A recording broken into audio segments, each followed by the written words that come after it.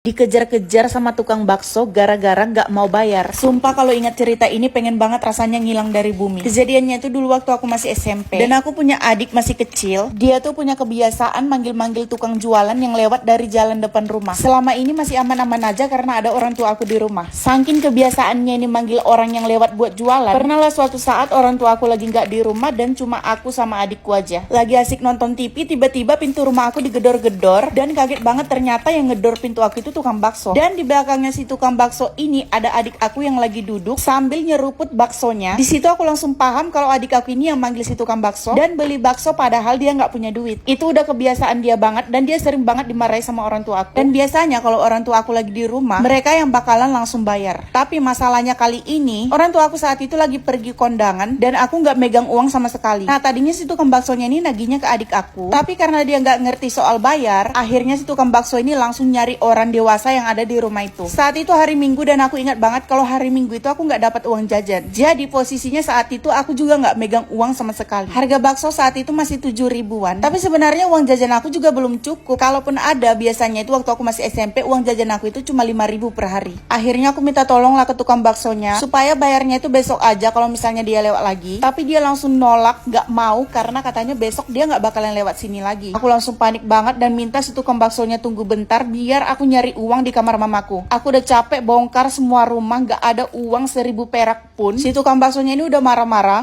Memang aku jarang banget ngeliat si tukang bakso ini lewat dari depan rumah aku. Mungkin ketepatan banget baru kali ini dia lewat. Akhirnya aku minta ke dia buat sabar dulu. Karena orang tua aku undangannya itu jauh banget. Nunggu mereka pulang kayaknya gak mungkin. Sampai akhirnya tetangga aku tahu. Dan untungnya dia mau minjamin uangnya. Yang akhirnya aku bisa selamat dari si tukang bakso tadi yang udah marah-marah. Gak tahu gimana jadinya kalau gak ada tetangga mama aku itu tadi. Saat itu dia benar-benar kayak penyelamat gitu. Karena kebiasaan adik aku itu udah gak bisa dilarang. Sejak saat itu aku jadi ingatin ke orang tua aku kalau mereka pergi, minimal mereka itu harus ninggalin uang supaya gak kejadian lagi kayak tadi. Atau sekalian aja dibuat banner di depan rumah, taruh tulisan gitu. Kalau misalnya ada anak kecil yang manggil, terus beli jangan dilayani soalnya gak punya uang. Dan akhirnya cara itu berhasil.